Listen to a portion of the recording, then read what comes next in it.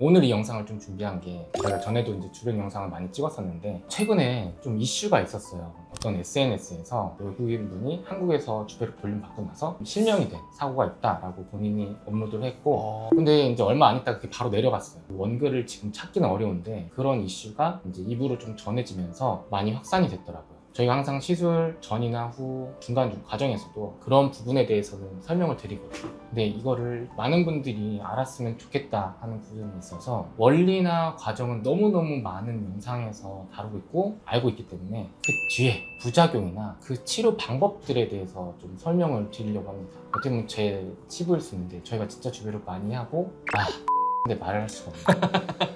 실제로 케이스가 많다 보니까 제가 시술을 했음에도 결절이 생긴 경우도 있고요. 유가종 케이스도 저희 병원에서는 있어요. 실제로 지금까지 2분 계시고 한 분은 치료가 거의 끝나서 이제는 안 오시고 계시고 한 분은 어제 오셨었는데 그 고객님 얘기해 준 건데 그 카페가 있대요. 결절이나 막 유가종 생긴 분들이 얘기하는 카페인데 다들 엄청 고민이 많다는 거예요. 그래서 그런 고민 많은 분들 어떻게 해결할지 모르는 분들을 위해서 자세하게 말씀드려보도록 하겠습니다. 다만 오늘 영상은 제 개인적인 의견이고 제가 임상 시술 과정에서 경험했던 것들이기 때문에 저보다 더 훌륭하신 원장님들도 많으실 거고 각자의 더 나은 방법, 더 좋은 방법도 있을 거라고 생각을 합니다. 그 점 참고하고 영상 시청 부탁드립니다. 이런 주베룩이나 이런 콜라겐 부스터들이 왜 요즘에 이슈가 되는지에 대해서 한 번만 언급을 하자면 결국은 노화예요. 우리가 한 20대에서 30대 때는 탱탱하고 잔주름도 없고 꺼진 부분도 없고 윤곽도 매끄러워요. 그런데 우리가 나이가 들면서 보통 한 40대에서 50대 정도 되면 크게 차이가 나는데 많이 주름이 지고 꺼진 부위들이 생기고 처진 부위들이 생기면서 윤곽이 울퉁불퉁해지죠. 이런 게 노화라고 생각을 하는 건데 여러 가지 이유가 있을 수는 있어요. 지방의 감소라든가 근육의 위축 등이 있을 수는 있겠지만 가장 중요한 거 하나만 이야기해보라면 바로 콜라겐입니다. 얼굴 피부에서는 피부를 좀 탄력 있게 건강하게 만들어주는 부분이 이 ECM, 익스트라 셀룰라 매트리스라고 해서 세포 바깥에 있는 부분이라고 생각하면 되는데 거기에 구성 성분 중에 가장 중요한 게 하나가 콜라겐입니다. 20대 후반부터는 계속 1년에 1%의 콜라겐이 감소하기 때문에 그게 표면적으로 드러나는 게 이제 30대 중반부터 한 40, 50대 되면 눈에 띄게 볼륨이 감소하고 탄력이 처지게 되면서 표면이 매끄럽지 않게 되고 푸석푸석해지는 변화가 생기게 되는 거죠. 근데 이 콜라겐이 감소하는 거를 회복시켜 주는 게 바로 콜라겐 부스터예요. 일단 주베룩이 뭐냐면 폴리락틱 애시드 PDLLA잖아요. 그러니까 락틱 애시드가 젖산이거든요. 옥수수나 사탕수수에서 이 젖산 성분을 추출한 다음에 가공하고 배합을 해서 만들어내요. D랑 L 타입이 있어서 이걸 2개 섞어서 만들어낸 게 주베룩이에요. 근데 얘가 왜 많이 이슈가 됐냐면 예전에는 똑같이 폴리락틱 애시드 계열의 PLLA가 있었어요. 근데 요게 스컬트 땡이거든요. 주베룩이랑 스땡이랑 비교했을 때 얘가 가장 가진 장점은 안정성이에요. 스컬트라는 딱 그냥 한마디로 얘기하면 효과 이렇게 나뉘면 돼요.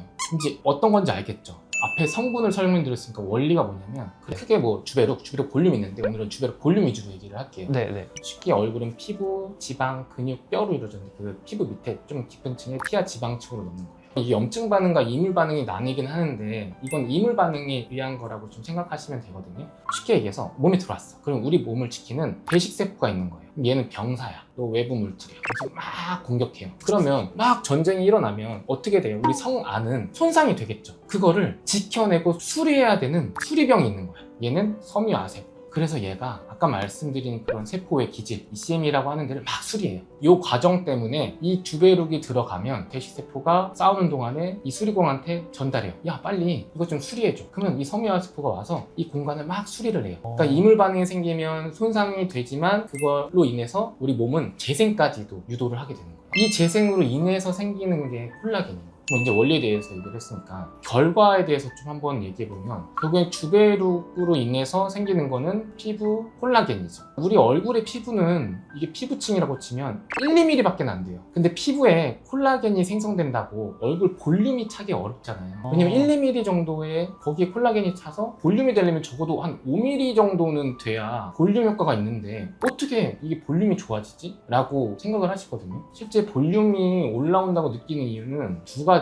이건 제 개인적인 의견인데, 첫 번째는 늘어진 피부, 탄력이 없는 피부가 탄력이 생김으로써 이렇게 흐느적거리던 게 이렇게 짱짱해지면서 볼륨감을 회복하는 거예요. 두 번째는 주베룩으로 인해서 콜라겐뿐만 아니라 지방 합성도 조금 도와주고요. 그리고 섬유질도 조금 생겨요. 두 가지 때문에 사실 볼륨이 올라오는 효과가 좀 더 큰 것 같아요. 그래서 이 두 가지 때문에 볼륨이 생긴다. 원장님, 그러면은 주베룩, 저희가 오늘 좀 예민하고 민감한 문제를 다루고 있잖아요. 주베룩에 좀 문제가 발생하는 원인들, 좀 그게 좀 궁금합니다.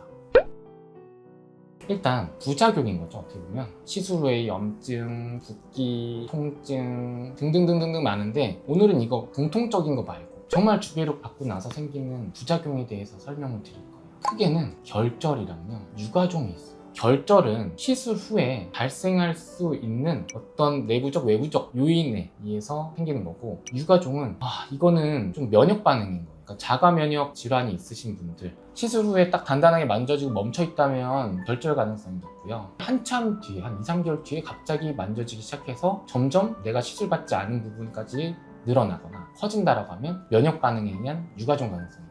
얘는 시술 후에 뭉친 거다. 근데 얘는 번져요, 커져요, 증식해요. 이게 큰 차이거든요. 좀 더 자세하게 말씀드리면, 이 결절은 염증성이 있고요, 비염증성이 있어요. 이 주베룩이라는 건 이물 반응, 이 과정을 통해서 아까 콜라겐을 생성한다고 그랬죠. 근데 이 과정에서 진짜 염증이 많이 생기는 경우가 있어요. 염증이라고 하면 우리가 여드름 나는 거 쉽게 생각해 보면 돼요. 여드름이 그냥 좁쌀 상태에서는 통증이 없는데, 염증이 생기면 그때부터 붉고 아파지잖아요. 붓기가 있고 붉고 통증이 있고 열감이 있는 거를 염증이라고 생각하시면 되거든요. 비염증성 결절은 이런 거는 없는 거예요. 이런 건 없는데 단단하게 만져지기만 하는 거. 이제 구분은 다 됐죠? 네. 그러면 이게 왜 생기는지, 왜 생기냐 대체. 네. 이 결절이 생기는 원인은 크게 4가지로 생각해 볼 수 있는데, 첫 번째는 희석 농도, 두 번째는 혼합 방법, 세 번째는 주입량이랑 주입 깊이, 그리고 네 번째는 시술 부위예요. 첫 번째부터 간략하게 설명드리면, 이거는 가루로 되어 있는 거거든요. 근데 여기다가 생리식염수를 넣어서 좀 반죽을 하는 거예요. 근데 이걸 너무 되게 수화를 하면 그만큼 결절 가능성은 조금 더 높아진다. 그러니까 미숫가루도 가루 많이에다가 물 조금 넣으면 그거 잘 안 풀리고 이렇게 뭉쳐있죠. 맞아요. 네. 그런 거랑 같은 원리라고 생각을 하시면 돼요. 그리고 혼합 방법, 자, 적절한 물을 넣었어요. 근데도 많이 안 섞으면 뭉친 부분이 있겠죠. 적어도 24시간 전에 희석을 해놓고, 또 저희는 더 길게 해놓거든요. 시술 시에도 계속 이제 선생님들이 옆에서 같이 계속 희석을 하고 있어요. 저희도 처음에는 그렇게까지는 안 했다가 이런 부작용들을 어떻게 하면 줄일 수 있을까 고민하다가 생긴 거거든요. 그래서 이런 시술 바로 직전까지 얼마나 잘 얘네를 풀어주는지도 중요합니다. 그 다음에 중요한 게 주입 양과 주입 깊이예요. 이제 부위별로 넣는 적절한 용량과 적절한 깊이가 있어요. 무리하게 보다 많은 양을 넣게 되면 당연히 효과는 좋을 수 있지만 그만큼 하이리스크 하이리턴, 부작용도 많아질 수 있는 거예요. 특히나 얘네들을 많이 넣게 되면 얘네가 막 이렇게 뭉치는 거예요. 아무리 미숫가루 잘 풀어놔도 오랜 시간 같은 데 뭉쳐있으면 이 입자끼리 끈적끈적하게 뭉칠 수가 있거든요. 그래서 국소적인 부위에 너무 많은 양을 넣거나, 피하 지방층이 적당한 층인데 근육 안으로 막 들어가거나, 아니면 너무 얕은 층으로 들어갔을 때도 결절이 생길 가능성이 높아지는 거죠. 그리고 네 번째는 시술 부위예요. 결절이 가장 많이 생기는 부분은요, 저는 딱 2군데 말씀드리는데, 눈 밑에 눈물고랑이라고 하는 부분이 있어요. 여기 인디언 밴드가 있고 여기 눈물고랑은 다른 인대거든요. 거울을 보고 여기 눈에서 여기 볼 쪽으로 이어지는 거는 인디언 밴드, 여기는 주베룩 채워도 돼요. 근데 이 안에 여기 눈 밑까지 눌러봤을 때 딱 뼈가 있는 부분이 있거든요. 여기까지 패이신 분들이 있어요. 거기다가 많은 양을 주입하게 되면 결절이 엄청 잘 돼요.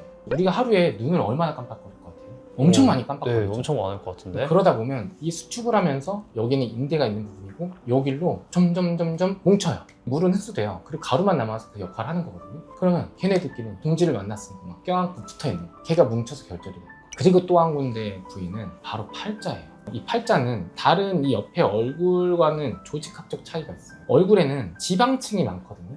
근데 이 팔자, 이 마리오네트는 이 선을 기준으로 조직이 달라져요. 그러면서 지방층이 거의 줄어들고 피부랑 근육이 대다수거든요. 그러니까 실제 시술해야 되는 그 층이 굉장히 좁아진 거예요. 그러다 보니까 이게 조직이 치밀해. 스폰지로 생각하면 여기는 푹신푹신하게 안에 공기가 막 많은 스폰지고 여기는 수세미처럼 막 탁 붙여있는 거예요. 거기다가 무리한 양을 넣게 되면 얘가 여기 갇혀버리면서 뭉치는 거예요 또. 그래서 이 팔자 부분에 결절이 많이 생겨요. 그래서 저희는 지금은 눈 밑은 아예 안 하고요. 팔자는 소량만 해요. 욕심내지 않습니다. 과유불급. 그리고 시술하면서 약간 결절이 더 잘 생길 것 같은 분들이 있어요. 굉장히 치밀하고 들어가는 게 진입이 쉽지 않은 분들, 그런 게 느껴지면 양을 더 줄이면서 조절을 합니다.